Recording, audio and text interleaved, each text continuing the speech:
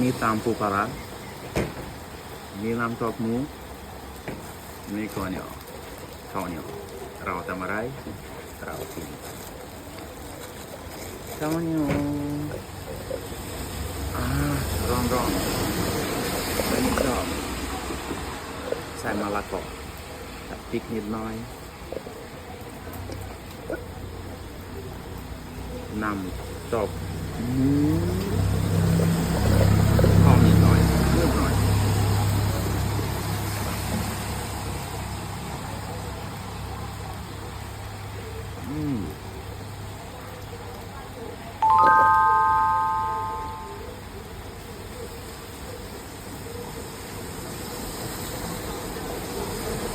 ครับ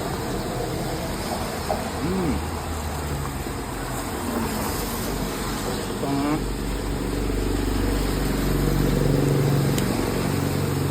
เก็บหมู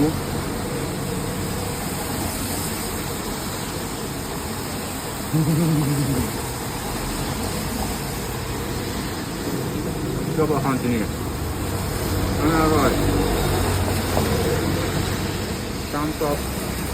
ตามเก็บfruit กรอบ